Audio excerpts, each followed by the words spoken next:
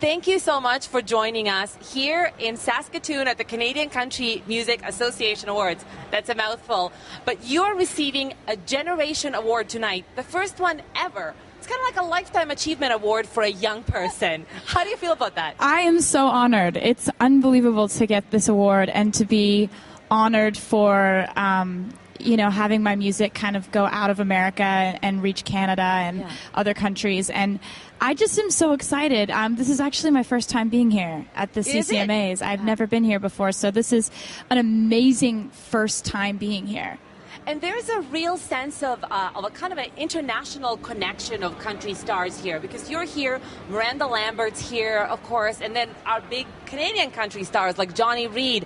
What do you think it is about country music in recent years that made it used to be very American music. Now it really is an international phenomenon, and you've toured around the world. I mean, as far as Japan. What do you think it is about country music that is finally reaching across to that international audience? Well, Canadian country fans are amazing. I mean, we've been touring here for years and years, and it's grown and grown and grown to the point where we put shows on sale and they sell out immediately. It's been amazing. And but going all over the world, going to Asia, going to Europe, that's been something I've just started doing in the last 3 years, and it's been absolutely unbelievable. I mean, when you're looking out into a crowd of people who don't speak English, but they know every word to your song, it's a whole different kind of compliment.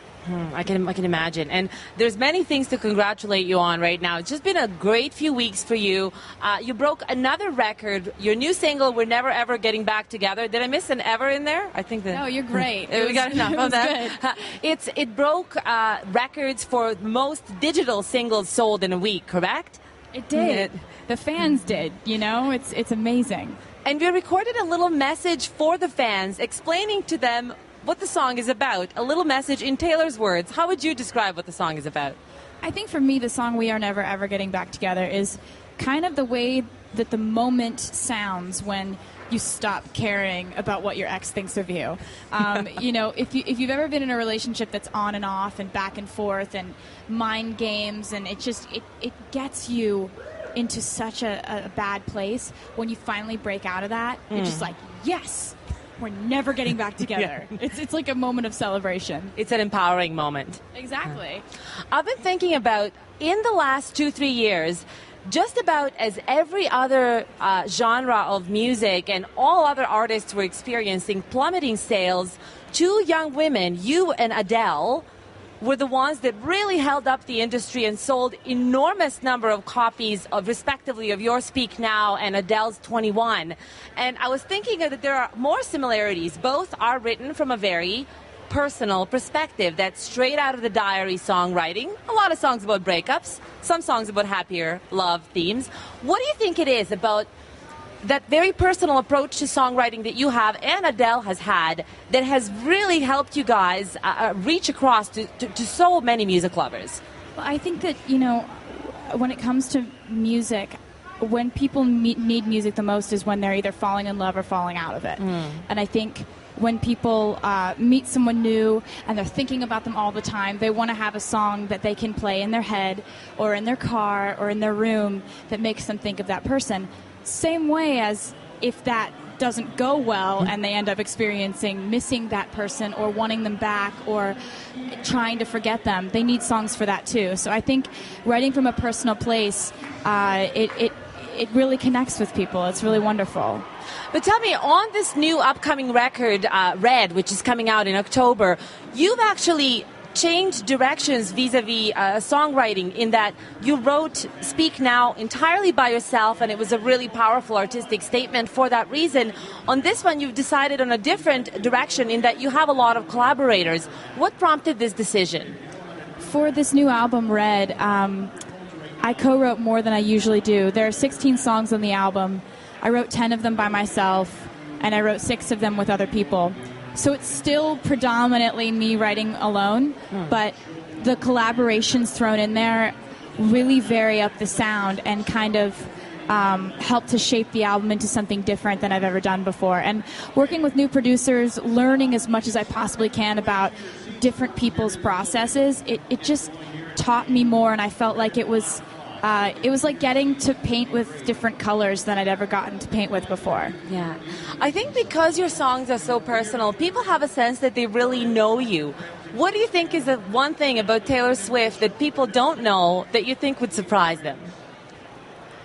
I don't know, because it seems like people pretty much know everything about me. I don't ever really have too many things about myself that don't end up getting revealed in one way or another, because I'm always doing interviews, I'm always talking to fans, I'm always, in a place where people kind of know where I am right now, and they know where I was last year and the year before that. But, I mean, the things that I keep to myself are kind of some of the secrets on the albums, Not everybody knows who each song is about, and I've never really revealed that. So that's, I think, the thing that nobody knows. Because that's what I wanted to ask you. How do you strike that balance? Because you are a private person, but you are also a very open person. How do you keep the balance between the two? Making your fans feel like they're in touch with you and know you, and at the same time, leaving some things for yourself. I think for me, I am really, by nature, really open, and I really want to let people in, and I want to, and I just kind of immediately trust people. Yeah. And so I've really let my fans just kind of into my life and what I like and what I spend my time doing. And I think because I write about my personal life, they don't expect me to need to talk about it in interviews or in magazine articles or things like that. And they know that they're going to hear what I've been feeling eventually, in 2 years when I write about it and it ends up on an album. I think my fans kind of know I'm going to end up telling them the truth eventually. Well, this is what I wanted to ask you about. About a month ago, I was speaking to Alanis Morissette, somebody else who has always written about what she's gone through, from starting very young as you started, and then up until now. Now she's in her late 30s. And I asked her about it, and she said she really enjoyed that sense that whatever she was going through, good or bad, she continued to write about herself. Do you think that this is the direction that you're going to be taking as well as an artist, or do you see yourself doing a concept album at some point? I could see myself doing either one of those things, because when I've ended up moving forward and making new albums, I've always wanted to come at it from a different approach. And, the new approach for this album was mostly sonically, working with different people in the studio. Yeah. And, maybe one day I will branch out and lyrically come from a different place of telling other people's stories, or telling one continuous story or something like that.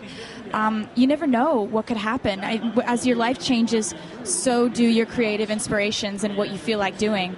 I'm always going to really have a soft spot for writing from personal experience, but that's not to say that, I think that, Coldplay's new album that they came out with last year, it's a concept album, and I thought that was Milo Zellotto, yeah, really, really well done, and so you see things like that, and it kind of inspires you, like, I'd want to do that someday.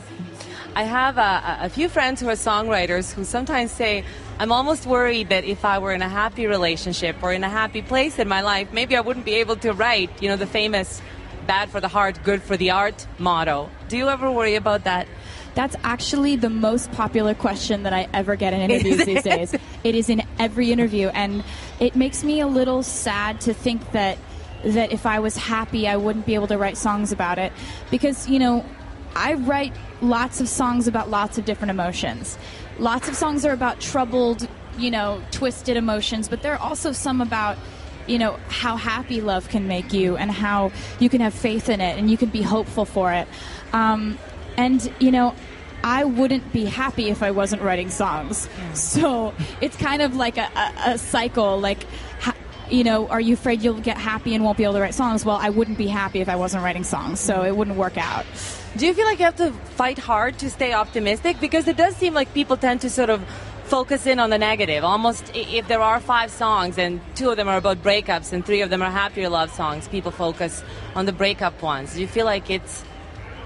I try not to focus too much on what people focus on, because I've been kind of living under a magnifying glass for the last 5 years of my life, 6, 7 years. And I've gotten used to kind of making sure my fans are happy and not caring what else is said, because, I love this album, and I loved my last 3 albums, and I'm really excited for people to hear it. And whatever people's favorite songs are on the album, that will mostly depend on what they're going through. So if people want to gravitate towards the songs about breakups, then if that helps them, then that's good. And if they want to listen to the songs about happy love, then that's good too. So I just am really excited for people to hear it. Tell me just one final question. You've said that this is the question you get asked a lot, the one about what would happen if you were happy in love. What is the question that you wish people asked you? What's the question that you wish I asked you that I didn't? Maybe something that would reveal something about Taylor. I don't know. I think for me, like, an interview just kind of, when they're good, they're just like sort of like a conversation. Yeah. Like I kind of, like, when I'm talking to you, I just kind of forget we're in an interview, and it's just like we're going back and forth and talking. So right. I wasn't like, man, she's really not covering topics. She's really missing the mark here. Like, it was just kind of like, it was just good talking to you. Thank you. Very good talking to you.